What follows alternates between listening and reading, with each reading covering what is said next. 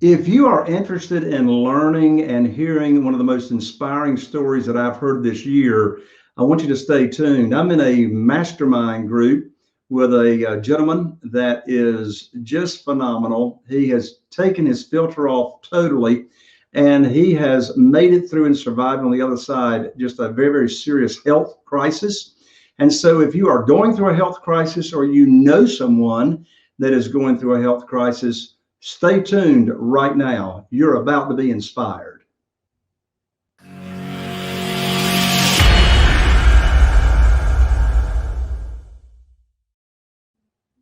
Well, welcome to another episode of Real Estate Investing with Jay Conner.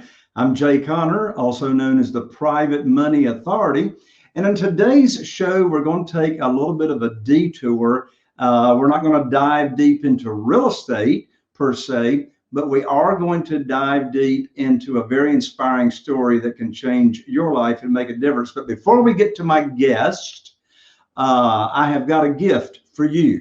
And that is, if you're interested in getting funding for your real estate deals without relying on banks, mortgage companies, any kind of institutional lenders, then here's my gift. I launched earlier this year. It's called the Private Money Academy membership. And twice a month, I go live on a private Zoom coaching call, and I interview successful students. We talk deals, talk about how we're finding real estate deals, how we're getting them funded with private money, again, without relying on banks and institutional lenders. We talk about all kinds of real estate, but I want to give you a free gift. Come join us and check us out at www.jayconner.com/trial. That's TRIAL. After the show, get right on over to jayconner.com/trial, TRIAL. And again, if you're on YouTube or iTunes or Google Play, we really appreciate it for you to like, share, subscribe, rate, and review. And on YouTube, be sure and tap that little bell so you'll be notified so you don't miss out on any of these fantastic shows and guests that I have on here. Well, as I mentioned or alluded to a moment ago, I'm so excited to have a friend and fellow mastermind brother come on here to the show to tell his story and make a difference in your life. So let's bring out of the green room right on here up front, Mr. Jeremy. Jeremy, are you there? I am here. How are you doing today, man? Scott, I lost connection, so I'm going to sign out real quick and hop right back in. I'll be right back. There we are, Jeremy. Can you hear me? I can hear you. All right. Well, welcome to the show, Jeremy. I appreciate so much you taking the time to come on and join me. Thank you. It's my pleasure. You betcha. Well, as I mentioned to everybody here in the opening, you and I are in a mastermind together. And a few weeks ago, I heard you speak on stage, and I just really appreciated your authenticity and et cetera. But before we jump into your story of breaking through and living through the health crisis, tell everybody your background story and how you got to where you are today, and tell them a little bit about Spartan Media. Yeah, so I've had kind of an interesting ride. I finished high school, joined the Marine Corps, bounced all over the world there for a while, and then started my first business, which was a colossal failure. Pretty much lost everything, went into massive debt from there. Spent a few years kind of rebuilding, started my second company, an agency, and ran that successfully for many years until the episode that you had briefly hinted at in the beginning here, when I had a health crisis that almost killed me. And then, racked up hundreds of thousands of dollars of medical expenses and bills and burned through all of our savings. Basically had to start over from zero. Well, from less than zero, really, because we had racked up debt. And, then I had the additional challenge of starting over, which in the marketing world, at that point, I was pretty much on my deathbed for about 2 years. So there was no case studies, there was no examples, there was no clients. So I had to start over from less than zero at that point. And now here I am today. Wow. So I want us to get into your health crisis story and lessons we can learn from that. But before we do, tell everybody about Spartan Media and what your company does. So Spartan Media is basically it's a full service digital marketing agency, but what we've been focusing on lately is taking people and turning them into an authority within their industry. Right now, the website doesn't really reflect that because the cobbler's kids always gets shoes last. But but what we've been doing lately is taking people and turning them into an authority within their industry. So there's a particular example that I like to use, and that's this example was kind of the pivot point for me. At one point in time, me and a good friend of mine, I ran my marketing agency, he ran a printing company, a particular client together. He did all the printing stuff, we did all the marketing design and all of that. Well, at some point in that relationship, he decided to sell his printing business and go work for that client. And he quickly moved up to become the chief operating officer. But then because of some things that happened with the founder, the company was kind of in turmoil, and they got to a point where I think it was 19 franchisees were walking away from the organization. They were trying to organize a class action lawsuit. They had all kinds of online reputation management problems to deal with. It was a complete toxic mess from top to bottom. But what happened was, because of all the things we were doing for them with the search engine optimization, the social media, the PR, all of the various marketing components, he went from basically having no experience, being nobody in the industry. I left out a piece. The founder had to step down, and he had to step up and become the CEO, because at that point, the relationships were just destroyed. So as a result of all of the things that we were doing for them, he ended up becoming so recognized and so authoritative within his industry that last year, before all this COVID stuff happened, I was actually in DC with him. He was lobbying Congress on behalf of his industry. So he went from basically being nobody in that industry to now he's up here talking with congressmen and senators about the laws that affect that industry. So we developed that into a front-end service where we basically take someone and turn them into an authority within their industry so that they can get more media coverage, get in front of more people, charge more money, and make more profit. So what is your ideal client? Like, what type of industries does your service work well for? Generally, it comes down to somebody in a professional business services, right? So it wouldn't be necessarily good for a restaurant owner. I mean, although theoretically it could help them in some ways, it's not going to have the same impact that it might for, somebody like you, where you want to be recognized as the person to talk to when it comes to this kind of stuff, private money, hard money lending, stuff like that. So generally, somebody that's in a professional business service is going to see the most impact from this. Okay, that makes sense. Well, yeah. Let's dive into your personal experience and your personal story. Yeah. So I'm going to turn it over to you to tell that story, Jeremy, and I'll interrupt you when I think I need to. Okay. All right. So this was an interesting ride. I touched briefly on the crisis itself, but basically what happened was I was kind of on top of the world, had plenty of clients, had plenty of money. Everything was going great. And then out of the blue, I get hit with this health crisis.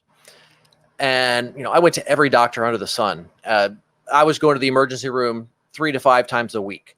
I was trying to figure this out. Nobody had any answers, and it just kept getting worse and worse and worse. So I was pretty much on my deathbed for the first 2 years of this. We did all kinds of things from a pharmaceutical perspective, from a diet perspective. I was seeing all kinds of specialists. I was seeing, things I would have never considered, like, energy healers and acupuncturists and all kinds of non-traditional approaches. And throughout the beginning of this, it was incredibly frustrating because the doctors didn't know what it was, so they just dismissed it. It was, oh, well, you're having a panic attack, you're having an anxiety attack. Well, I knew that wasn't the case, right? Because I had this pain from basically head to toe, from the skin down to the bone. And it was constant. It was 24/7. And it was a level of pain that I have never felt in my life. It was a 10 on my chart. And to put that in perspective, I took a tattoo off with a drum sander once. All right. So I have an abnormally high pain tolerance. So I've got this excruciating pain in basically every cell of my body. No doctors have any answers. There's no idea as to when it's going to end. And there was there was a point where I'm walking around my house, as this stuff is going on, and I didn't mention this on stage, but I have a lot of weapons in my house, a lot of firearms. I'm Marine. This shouldn't surprise anybody, but I remember walking around and I would see these weapons in various rooms, and I would be feeling this incredible pain, and I knew that there was no answer. There was no idea as to when it was going to end, how it was going to be solved. And I got to a point where I actually understood how people got to a point where they chose to take their life. And it got to the point where I actually took everything, disassembled everything, tossed it into duffel bags, and I called a friend, and I was like, look, we don't really have anything to worry about yet, but I'm just letting you know that I may ask you to come pick these up and store them at your house for a little while. Right? So I've got all these thoughts that are just like absolutely outrageous. Like I've never had these kind of thoughts before. And then right around that time, one of the toughest guys I've ever met, a guy I served with, his name was Todd Grant, ended up taking his life. And as terrible as that situation was, I also feel like it was a sign, right? Like I'm going through this happens. And I figured at that point, this is going to be, it's a sign, and we're going to find a silver lining in the situation. And where I saw from that was, this is an opportunity to help, fellow veterans. I don't know if you're aware of this, but within the veteran community, we're losing 22 roughly per day to suicide. So from that point, I made it my mission to, despite going through this insane health crisis, despite being in massive pain with no idea what the hell is causing it or when it's going to end, or if we even could fix it, I'm going to get out there. I'm going to get back on top. I'm going to serve as an example to the other veterans, to the other people who are struggling, even non-veterans, everybody, people who are struggling, people who don't know what they're going to do. They don't see a solution to their problem. And, I began being very vocal about the challenges I was going through. I was very vocal about what's going on, how to overcome these things. I was just completely transparent in all of this. And at the same time, I started reaching out to people who I knew were struggling, fellow veterans as well as civilians. And it got to a point where my number was just freely passed around, and pretty much everybody knew that if somebody was struggling, they could give out my number freely to anybody. And as a result of that, there's several people that I've talked to. I've probably counseled hundreds of veterans over the several years that this health crisis has gone on. I remember one particular one that was really moving for me, and that was a buddy of mine from high school reached out to me one night, and he's like, hey, we've got this guy, he just got back from Iraq. He's going through all these issues. We've sent him everywhere. He's gone to all the counselors. He's gone to all the doctors. He's done everything, and nothing's working. And he's like, do you mind if I give him your phone number? I was like, absolutely. Have him call me. So the kid called me. We were out of town visiting a friend of my wife's. And so I take the call. I go outside, and I'm talking to this kid for, I don't know, probably 2-3 hours. Get him to a point where I think he's in a good spot. Come back in the house. Now, because of my health crisis, I've got my phone set to where at a certain time in the evening, it goes into do not disturb mode. So it's not going to ring. Things will still show up on the screen, but it's not going to make any noise. So I come back in the house just a few minutes after he and I had talked, and I get this little thing that dings up on the phone. No noise, just notification on the screen. It's a voicemail. So I pick it up and listen to it because it was him. I'm like, well, shit, maybe something went wrong. Maybe he's still got a problem, whatever. I listen to the voicemail, and he's just sobbing uncontrollably. And he's like, I don't know what to say. I've talked to all these counselors. Nobody's had any answers. And like, I talked to you, and you get it. And now I'm in a place where I see a light at the end of the tunnel, and I see what's possible. And like, I'm in such a different place than I was even before I was in the military. And he's like, just thank you, thank you, thank you. And it was just such an emotional message. And that's the kind of thing that I took out of this whole experience. Is the silver lining here is, had I not gone through this, had had this pain, had this health crisis, had all this stuff happen to me, lose everything, start over, and get to a point where I understood how people could take their lives, I may not have ended up on this path where I started helping other veterans and helping other people who are struggling. So that was something that I think I took out of that whole experience, just, to be able to give back into the world in that way and, save people who are struggling in that regard. Wow, that's amazing. So I know you can't summarize a 3-hour conversation in 3 minutes, but so you've counseled just, a lot of people that have had suicidal thoughts and, really, one of my best friends in the world is, he actually speaks at my live events. And a few years ago, he took his filter off. And he had actually gotten to the point of, Googling, how to commit suicide. He actually figured out how he was going to do it. And so he's got his story. But for people that are out there, and, with the times that are going on now, I've heard suicide rates are just out the ceiling. They're skyrocketing. For, as compared to historically. But what are some strategies or some therapies that you could share that maybe you have as a common thread when you're talking to people?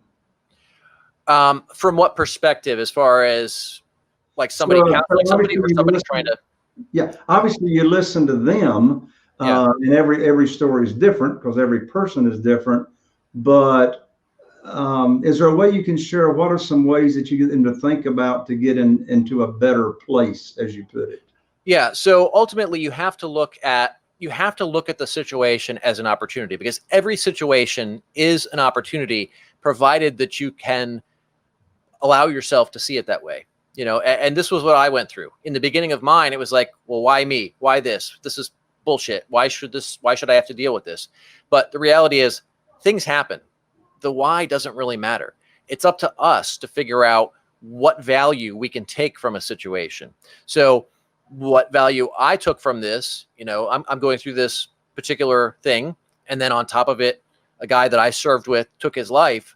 Well, I had to find some kind of value in that. And that was how I was able to get through this, because now, think about it. What the hell happens if I decide to take my life? All these hundreds or thousands of people who have been looking up, and I've got this thing, I call it the cookie jar. And this is something we'll actually touch on here shortly, because this is another way they can help get through these.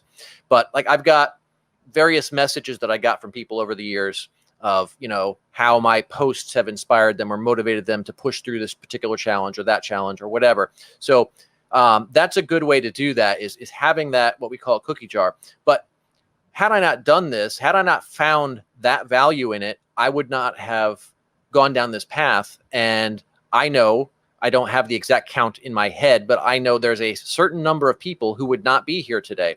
So let's say that I didn't. Let's say that I got to a point where I took my life. What the hell is that going to show to those people? So now that meaning is there, that's something to carry me through no matter how bad things get. So as long as we have a strong why, we're going to be able to get through anything. That's why you see, the military doing things that ordinary people can't do. It's because they have a mission, and it's not just a mission on paper. It's not, hey, go, kill these guys or blow that up or whatever. It's their mission is the guy to their left and their right in combat. It's their brothers and their sisters. So when we have a strong why, we have a powerful mission behind what we're doing, that allows us to go through something. And that's why people in general don't accomplish their goals, because they want to do it if it's convenient. They don't want to do it no matter what. They just want to do it when it's nice and simple. So that's one aspect, is having a really strong why. The second aspect is the cookie jar thing that I talked about, where you basically take things that you've overcome in your life, right? Like, we've all had some pretty terrible things happen to us.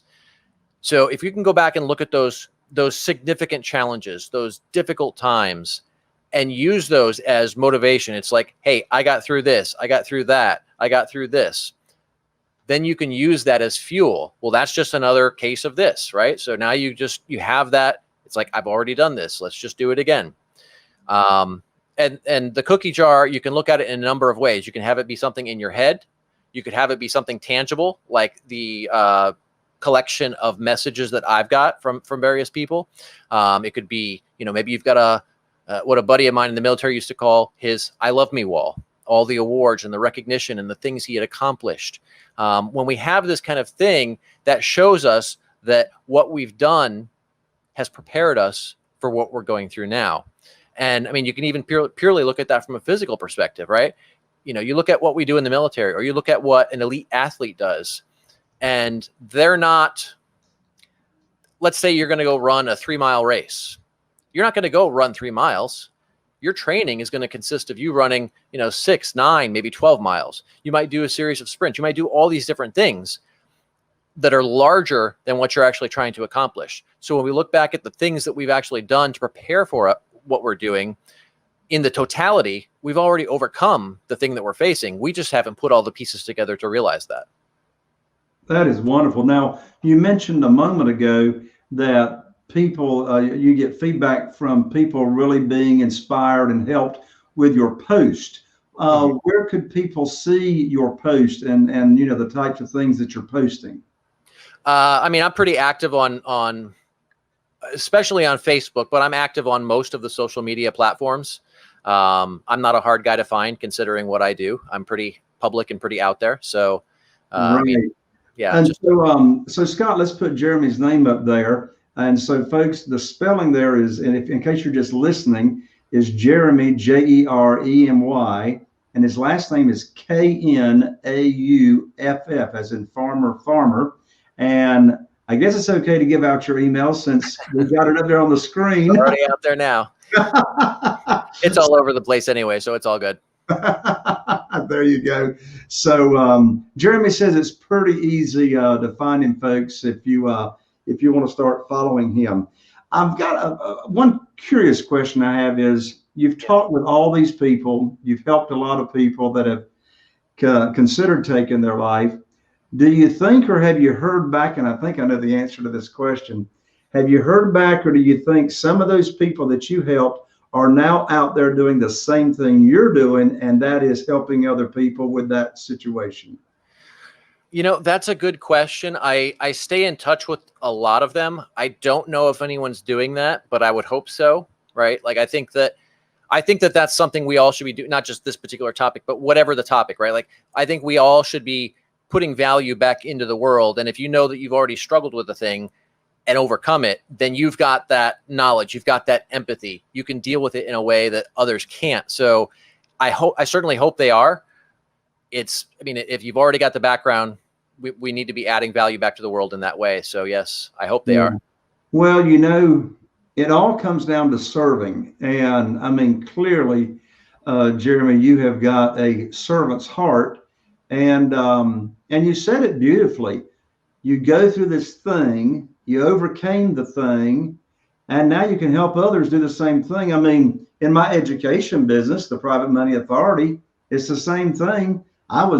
No, it's not the same thing. Yours is it's not the same thing. The concept is the same. I've been relying on local banks to fund my deals for the first 6 years of investing. And this story pales in comparison to yours as far as its importance. But I was cut off from the banks, didn't have any way to fund my deals. I found a great way to get my deals funded with private money. And then what I started doing 2 years after that is just teaching other people what I know to do. So, or how to fix the problem. A mentor of mine said years ago, Jay, if people didn't have problems, they wouldn't need us. Right? This is very true. And guess what? The world is your oyster, because everybody's got problems. So as we wrap up here on the show, final comments, Jeremy. Final comments. I guess look for ways to add value back into the world. Far too often people look at, hey, what can I get out of this situation or this deal or this person or whatever. When we look at how we can make something a win for everybody involved, it creates more value as a whole, and we all rise. So I just think more of us need to take that approach. Excellent. So one more time, folks, Jeremy's very, very easy to find on the social media and all the platforms. Again, you spell his name Jeremy, last name Knauff, as in farmer, and his company, SpartanMedia.com. If you are any type of professional and you're looking to be known as the authority and expert in your space, then you definitely want to check out Jeremy and his team at SpartanMedia.com. There you have it, folks. Another show, Real Estate Investing with Jay Conner.